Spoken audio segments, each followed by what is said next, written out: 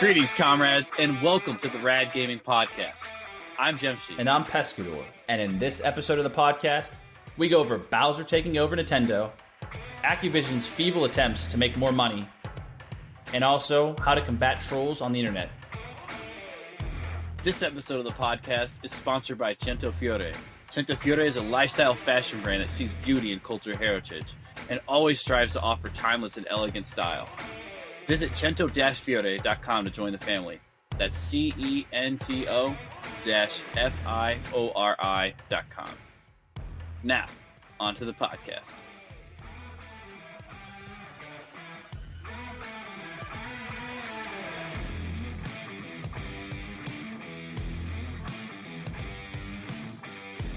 So probably the most interesting headline that I've come across in gaming news is Bowser taking over Nintendo. Please. Have you heard about that one? No, I was going to say, please tell me more, because I honestly have no idea. Right, so we've got Nintendo has kind of different sectors or something of their company, and they have Nintendo of the USA. And currently the CEO of Nintendo USA is Reggie, like the meme legend, has just retired, and he's announced that his successor is Doug Bowser, who is also an employee of Nintendo. So it couldn't be more ironic. Is this a publicity stunt, or is he actually like good fit for this? Does he have good background, I'm wondering, or they just do this on purpose? Yeah, like he's been at like a lot of these events with Reggie, the current CEO. So he's been like around, his face is known, people know him if you're like really into the, community of the Nintendo USA. Just because I think Reggie as a CEO has really embraced the fact that he's become a meme from a lot of like interactions that have been, because when you're a big public figure, you see this with like Elon Musk and all other sorts of like famous celebrities that are just running companies, is that he kind of fumbles and says awkward things during these presentations of new video games, because he's the one who announces it to the USA. Yeah, but it doesn't mean that he knows about the game itself, and he just gets told what to say. So yeah, I can understand that. It makes sense. I think there's the one like with that is that with the new release of Smash Brothers, the new character Ryu, and he was playing that character against a professional Smash player. Oh my goodness! Play it. So no pun intended, but I'm sure he got smashed. Like I'm sure he got completely destroyed. Right. So the favorite part of this is that he just got absolutely annihilated, just trying to demonstrate this new character, and I guess this professional player decided that, hey, this is my time to take a jab at the CEO. Like, hey man, being the CEO of Nintendo, you aren't really that good at playing Smash, Those are fighting words, man. Yeah, he calls him out like afterwards. So Reggie goes like, yeah, well, you play, video games all day while I run that's exactly what I said. Company. I was thinking about like what his comeback would have been like, and I'm like in my head, I'm like, dude, you play video games, man. I run a damn company is what I was thinking in my head, but that's hilarious that he said it out loud. Right. He's like, you wouldn't be able to play that game if it weren't for me. So, yeah. So that was a pretty sick burn. And then he's also like demonstrated like Wii Fit, where he was just, please tell me he did yoga. Right. So he was going to do like a bunch of this stuff, and he just kind of goes like, my body is ready. And that was just a very like awkward thing to say in the way that it was all situated. Because it wasn't like, are you ready? He was like, oh, my body is ready. Like, do some yoga. They took that and ran with it. Yeah, so but the fact is that he's very much embraced the fact that he's become a meme through all these interactions. There's a bunch of other times that he's kind of brought this up. So I feel like he does have a very big legacy he's leaving that this new Doug Bowser has to now step into. So I feel like with his last name being Bowser, he has a very good opportunity to start utilizing that as like his. Oh yeah, hey, dude, he'd be great on Twitter or social media in general. Like Bowser's is like, Mario's done. We're not doing Mario anymore. Like mooha kind of thing. Just yeah. He also his little announcement where he was like, "Hey, thanks for the warm welcome to Nintendo." Like everyone's kind of having a big buzz around that. Bowser's become the CEO of Nintendo. And there's a picture, and then in the background, he's got two stuffed figures of Mario Nintendo, and you can see that they're wrapped up in a controller wire. So I love that he's already kind of embraced the fact that he's like, it's not that he's inheriting, the CEO, of Nintendo position or anything. He's like, I am taking over Nintendo. And that's awesome to see that transition, because you know that like video game companies are known to be very fun and enjoyable kind of, you know, things, like companies in general. So for having him just kind of embrace that and kind of shift it over, you can kind of see that he really loves his job and enjoys it. So it's kind of a good fit, you know? Right, and I feel like it makes me love Nintendo more, because I know that they're always kind of known to be like very family-friendly games, Yeah. you know, like they aren't, you know, they try to keep everything very, I don't know, Christian channel kind of humor and stuff like that.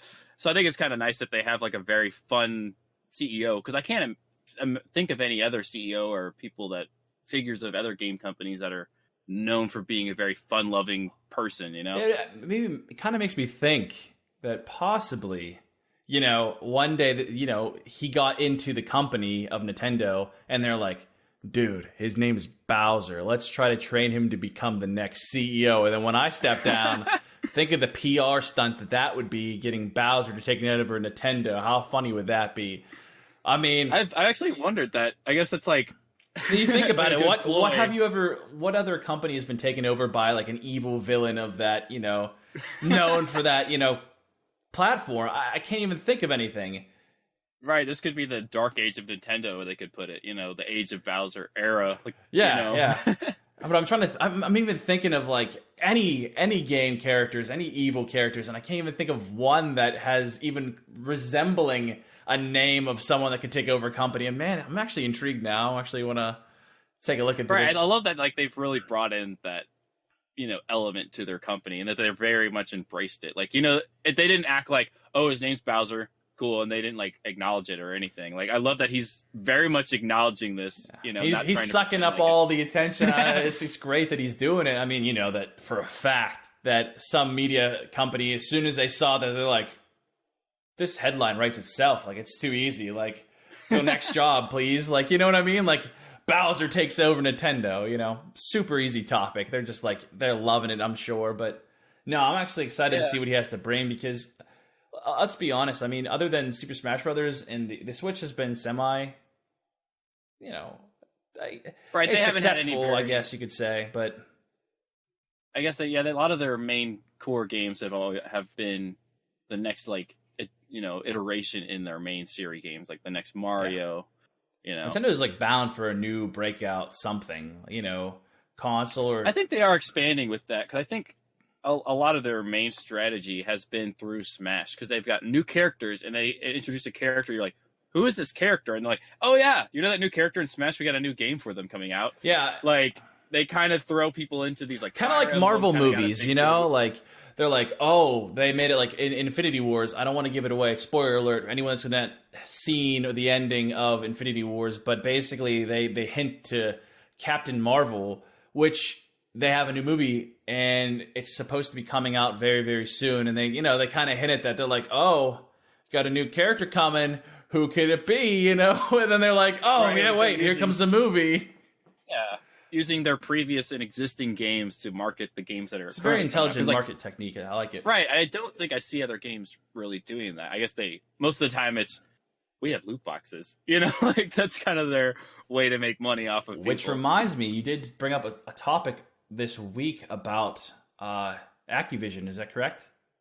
Right. And their Black Ops 4, how they've just slyly introduced the release of loot crates into the game, which kind of was like one of their saving face kind of elements of the advertising, like not really marketed that way, but people were like, oh, well, there's not any loot crates really in this game. You know, there's not any, you know, like they was kind of showing that like, okay, Activision might have changed. They aren't trying to just get as much money from us as they can. Not the case. But the fact that the new update kind of slid that in there, and then they didn't really. They're like, oh, all these nice things are coming to Call of Duty, and loot crates.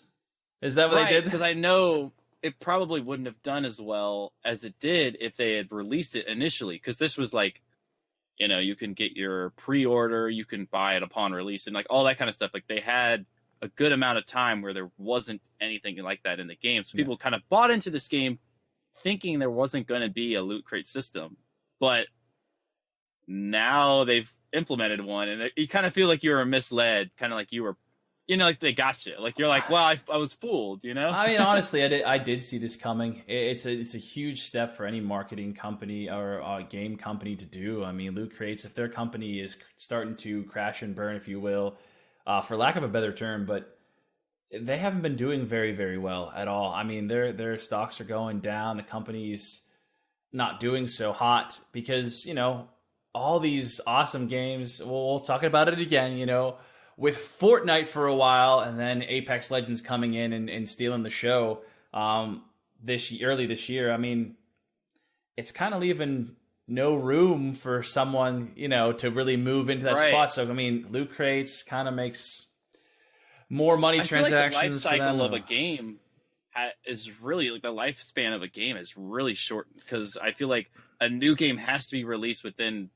the same year, like another breakout game, like that, because I feel like if they don't, they just fall behind. And that's how Activision has been. Like they released Black Ops 4, and then Apex Legends comes out, everyone's already dropping off. And that's what sucks, though, man, because that leaves companies to just say, you know what, now that we have multiplayer and everyone's going to these free-to-play games and, battle royale type games, they're like, well, let's put single-player, campaign off to the side and let's focus on multiplayer battle royale or the new step they want to produce, whatever they think that's going to beat the battle royale genre of games. So, I'm saying they're not focusing anymore on awesome single-player campaigns. And it sucks because I really enjoy those types of games. They have Red Dead, yes. Red Dead Redemption 2 was awesome. The single-player campaign was awesome. But how many games do you know that are actually really focusing on the campaign anymore? I mean, because it always becomes, well, how, are you going to get the campaign? Because how's the multiplayer? Yeah, it's maximizing profit. I understand, because where you're going to get your money is little Jimmy wants to play with Tyler down the street, Hey, instead of saying, hey, come on over and play split screen, they don't do that anymore. I mean, that was stuff we used to do when we were kids. Split screen was the coolest thing. Because we had dial-up internet. That's what we had. The easiest way to cheat, but... Oh, yeah, right? But... screen peeking isn't even a thing now. I know. That's just become stream sniping. Yeah. Well, yeah. That's because we had dial-up, like I said. But that's not the point. The point is that we made this shift to just focusing mostly on multiplayer, and it sucks that they got rid of campaigns. They try to, slyly be like, oh, okay, well, we'll make it single-player campaign, but online, too. Together. And then they don't really focus so much on the aspect of story, but on the interaction between people in that world. And it sucks. I miss I miss Skyrim. Yeah, I feel like that the multiplayer genre kind of is definitely the main, the core, I guess, game now, game genre now. If it's single player has kind of become because it used to be when you bought a game, you didn't play with anybody else on that game. Every game you bought was mainly for the single player. Multiplayer was just kind of an add-on that people would always throw in later, and people would be like, oh, that was fun, okay. There weren't really that many multiplayer games until the internet kind of came out and you could play over the internet. Screen share was there were a couple of games, but those were never the big main releases. Nintendo never focused on those until Mario Party and Mario Kart started becoming their bigger, and then Smash, Yeah. They kind of discovered that genre. So I feel like that single player is kind of gone on the wayside, I feel like a little bit it's still there, but I feel like it's a very niche thing where it's not as profitable, and that's why exactly, because when you play a single player game, you don't need to have friends that play that game. You can just that's kind of the trade-off, and that's also one of the perks. Also, you can play this game, you don't need to have somebody else to play with while you play it. The only way they can make money is DLC, and let's be honest, a lot of us didn't buy the DLC. I mean, if I really love the game, I bought the DLC for Fallout, the old school Fallout. Oh my god, I loved the DLC for that. I bought all of them. Bar Harbor when it came. You know what I mean? I really got immersed in that game, and I really loved it. I bought all of it. But DLC only gets you so far. You play through it. You play through it maybe 2 or 3 times, and you get bored of it, and you never touch it again. But even multiplayer, you can still pick back up every once in a while and still play it and still enjoy it because you're oh, your friend's playing, why not I play, kind of thing. No one's oh, my friend's playing Skyrim. It's got that replayability. Yeah. But you told me also that Activision was kind of making multiplayer a little unfair, and they were making a little bit more profit that way. This is kind of where it gets really interesting. So we already know about Activision. A lot of their games are very loot crate based. They're trying to kind of, a $60 game really becomes, $200, $300 game just by the amount of in-game purchases that, you need to have to really get the full experience that the game has to offer. Yeah. So now to kind of like incentivize that spending that they are implementing in this game, like all these microtransactions, I found out actually that they own the patent. I think this was back in 2015. I can't recall, but I remember that. So they owned the patent to this particular matchmaking system, which basically says like you can match people based on the amount of like in-game purchases that they have. So let's say that you're playing, and you know how most games you match up with people within your same rank. Yeah, it makes it fair. So you're trying to level up and beat people, but the way that Activision now has a patent to do is that they will pair people up based on rank, and the higher rank people in that group will be people that own certain skins or something like that, because they're going to be people that are most likely to kill you because they're just a bit better than you.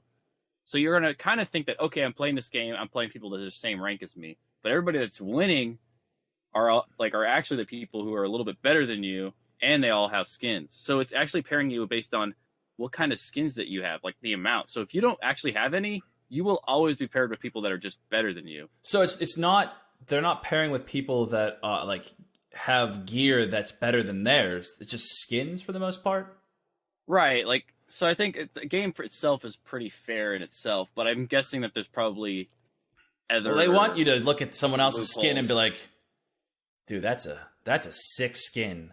I want that skin. I'm gonna buy that skin. That kind of stuff. So, right. So I think that because I think the way most of the games are is that the person that kills you, it kind of shows them and like their gun and everything. So you kind of see like, how did you die? Like, oh, it's this guy that's got this really nice skin. You aren't getting killed by Joe Smo.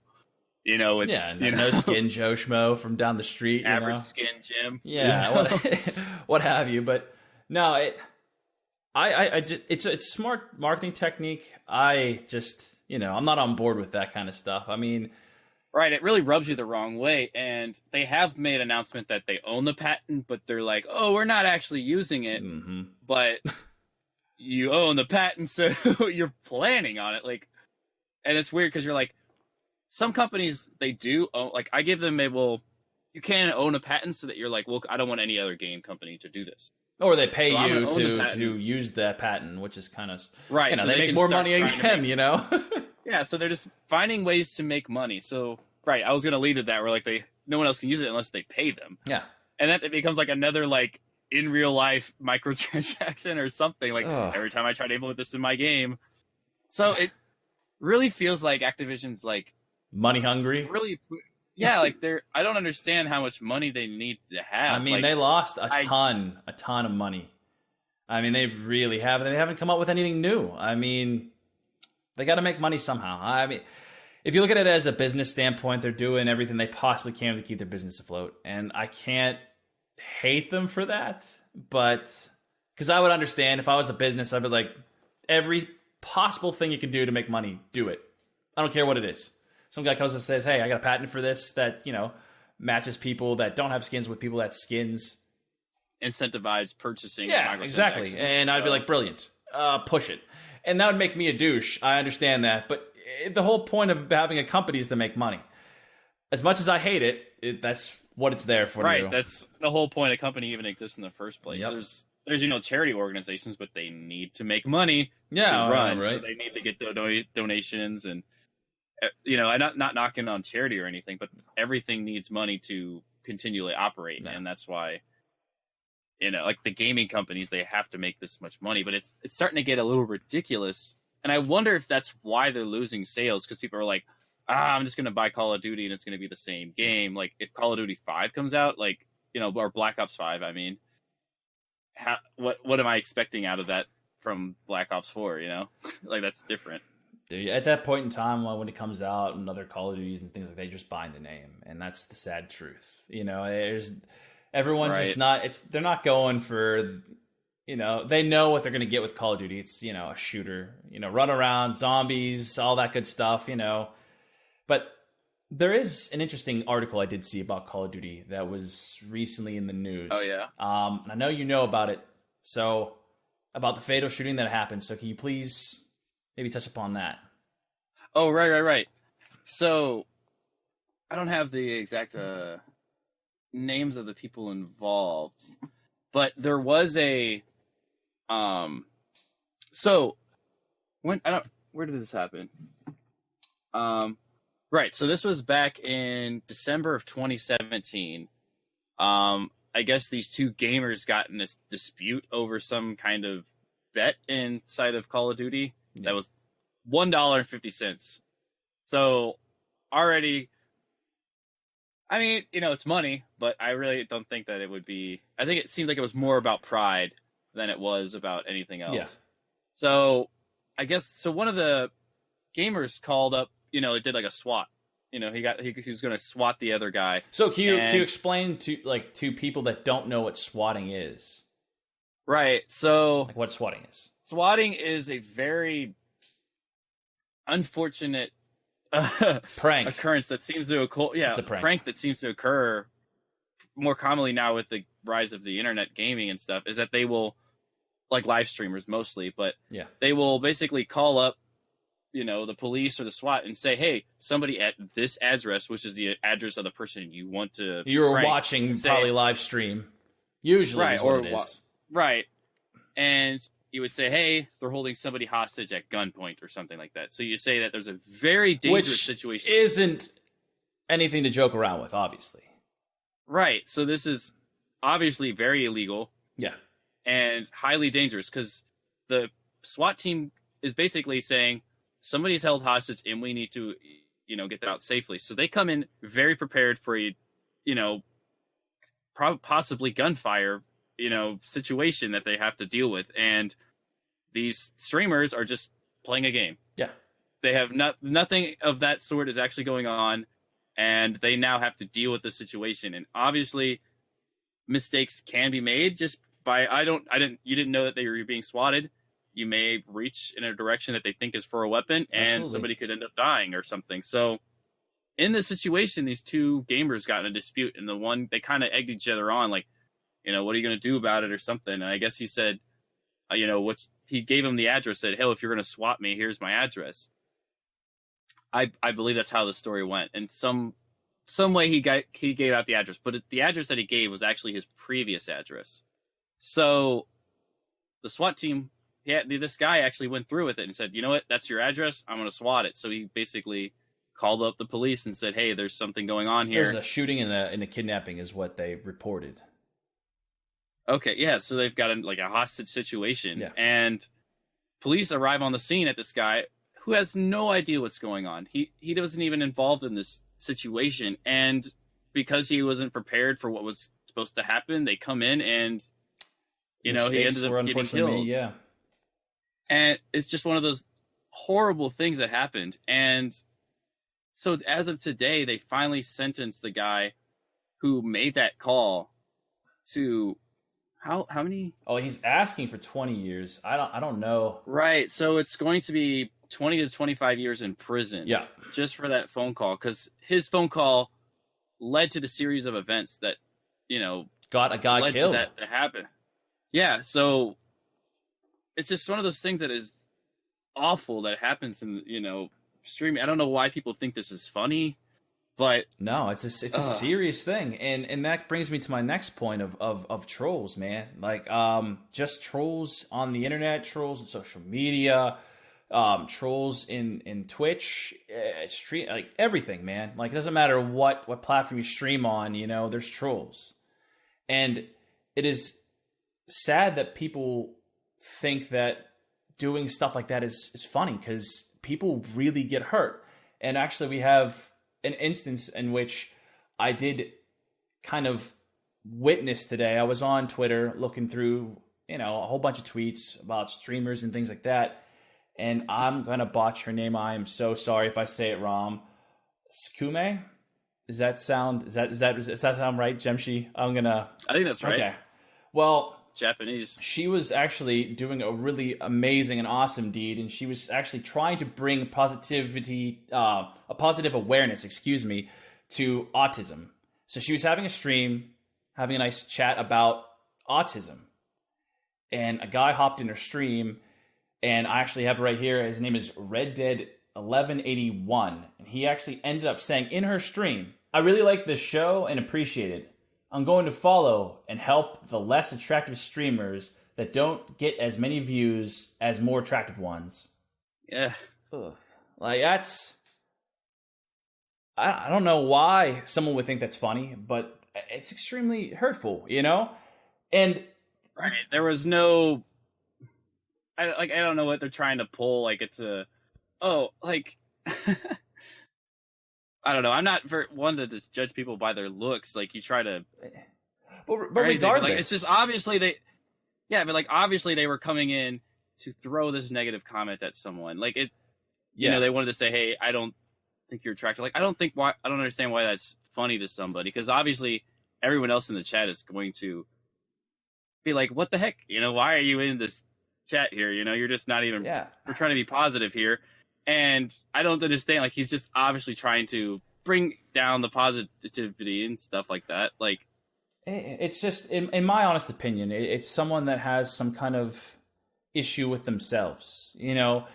I don't know what that individual has been through, but it sounds to me like they're trying to compensate for something that's happened in their life that, or they might think they're just funny. But regardless, I mean, when you say things, people don't really think of the repercussions. For instance, the SWAT that happened. The guy gave out his number, didn't think anything would come of it, and a guy got shot and killed. I understand that no one lost their life in this, but it's not the point. I mean, terrible things can happen from just things that are said. You know what I'm saying? Right, and I feel like a lot of this trolling kind of results in the fact that people can log on anonymously, type whatever they want to say to somebody, and log off, and nothing happens to them. They receive no consequence. Maybe they get banned from the stream, but they can always just go to someone else's or make stream. A new account. Right. So it really feels like that the consequences just don't exist like they do in real life. Like, if you were to say something like that to somebody, you'd probably get punched in the face. Yeah, in person. Let's be honest. Or you'd probably get, But that's the life that we live ridiculed. in, it really sucks. But I mean, so I know like Twitch, you're allowed to come up with multiple accounts, things like that. And I know that we've had a podcast earlier in the, in our heyday, I guess you could say, or our beginnings, with a guy named Social Hour Gaming. He did talk about how, because he streams through Facebook, it makes it less hard for trolls to come in. Like, people are actually forced to use their own name for the most part. So it makes it less, happen less, but it still doesn't stop it. So in all honesty, there's no way to stop trolls from coming in, but it really helps when you have such a positive community surrounding you. Right, and I feel like that's something that I think is important. Just even not to block out trolls, but also just to have a positive experience in the stream. Like, if you just have positivity, like Sakume was doing, just very positive, just encouraging and bringing awareness to just a lot of, stuff like that.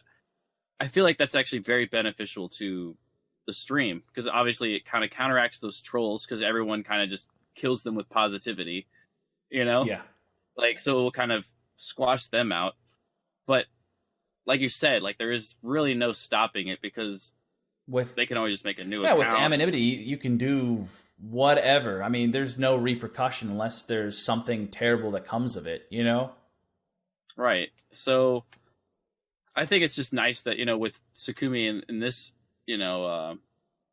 incident, that it was very nice to see that she had a very positive community to kind of rally behind her, This was obviously just a flat out attack. Like, there was no, there was some miswording here and there. It was like, no, that was intentional. They knew what they were trying to say. They were trying to, hurt her, knock her down. And it's just, I do feel like it was very good of her to bring this up. Like, hey, this happens, kind of like bring awareness to this, because when this happens, it's obviously feelings are hurt. Like for the Me Too movement, I mean, it's caused so much awareness to this whole incident in general that makes it very hard for this like type of conduct to happen now, because everyone's so aware of it. Helps.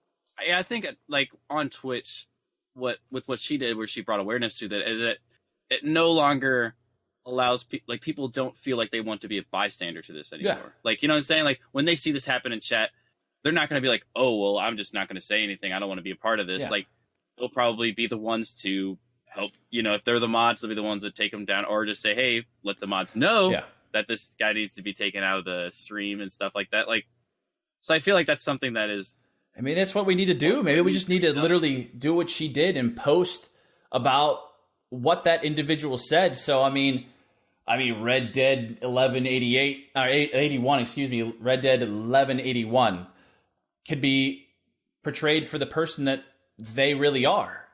You know, it's really tough. Yeah, it also kind of helps that, to say, hey, this guy is kind of a troll. So if he comes in, you know, I know you can just kind of blacklist people already. Like, hey, there's this list. There's a list of accounts that are, you know, because like I don't want to make it too like exclusive where you start trying to like always pass around this, you know, blacklist of people that you don't want to have in your chat. But I really don't think I want people like that bringing down the positivity in my chat if they've got the history of it. Yeah, you know, and I feel like if they've changed, they probably do want to get a new account, and they want to be like, okay, well, I want to be somebody that's taken seriously. I don't want that past anymore. They would make a new account, and then they could come in and be positive. But I know it takes time for people to change. You know, like you can't expect someone to change overnight. But yeah, but it also comes down to people.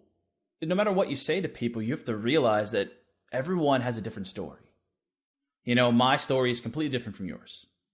My background, my environment, everything around me, everything that's happened to me thus far in my life has been completely different from you.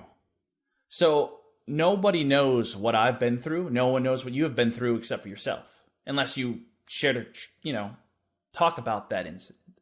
So I'm saying, if someone comes in and says something and they attack you, I mean, what is their goal? They're trying to really break you down. They don't know you. They don't know me. They don't know Sakume. They don't know her. You know, and that's the sad truth. But your words, I feel like they can do so much, though. You know, I mean, who's to say that something happened in my past that someone can come in here and say, hey, dude, you have the biggest nose I've ever seen in my life. And maybe that's something self-consciously that I absolutely hate. I'm just making stuff up, but I'm just saying.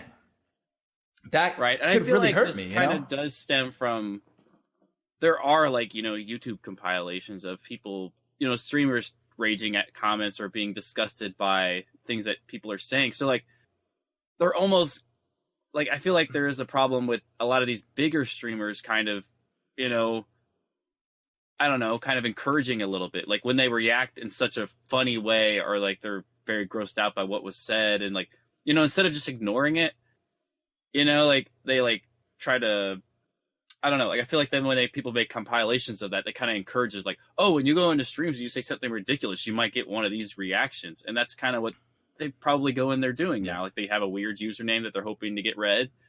You know, like they're trying to just troll in all ways that they can because they think it's funny. They want this next clip to be used on those YouTube compilations, you know? Yeah, but I'm just saying that they have to think about what they're saying, because that has serious consequences psychologically with some people. I mean, there are some subjects that cannot even be said to individuals that had something happen to their past that people think it's funny sometimes to bring up in casual conversation. You know what I'm saying? Like, people just need to be aware, you know, accountability. They have to understand that no matter what they say can be taken the wrong way. Yeah, and I feel like that's a little non-existent on Twitch, just in the fact that you can always make a new account. You know, like, who is this person that we're talking about right now? We don't know. Yeah. It's just a username. We don't know where they live or... Well, obviously, we're not going to do anything about that. But, like, you know what I'm saying? Like, no, they could be... Yeah, I meant, like, we don't know where they're even from. Like, we don't know what... Because you can kind of make a guess, like, okay, well, if they're from, you know, here, you can kind of guess, like, what a little bit about them. But we know absolutely nothing. Yeah. So, I feel that, just trying to keep positivity in the stream is really what counteracts these trolls.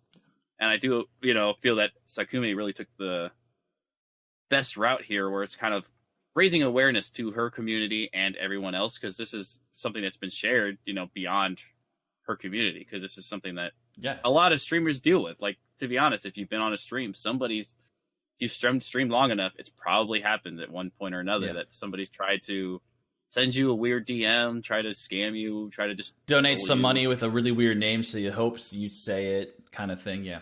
Right. Like, so it's really just a matter of just trying to keep that positivity just in case. And then I think it's just a win-win situation. You keep out the negativity and then you keep the positivity. And that's what people really like when they come into a stream. But yeah, and also you get to see your true colors of your community when stuff like that happens. I mean, everyone comes around you and says, don't worry about that individual.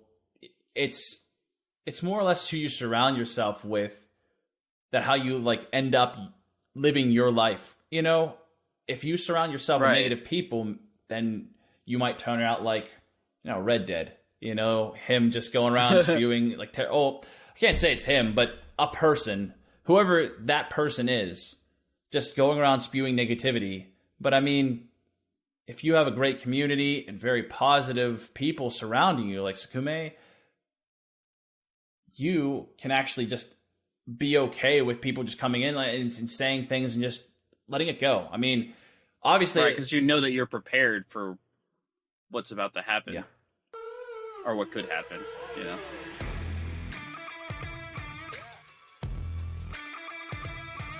And thanks for listening to this episode of the Rad Gaming Podcast. And make sure you're subscribed for more video podcasts on our YouTube at youtube.com/radgamingpodcast. You can also find us on iTunes and anywhere else you listen to podcasts. And as always, stay rad, comrades.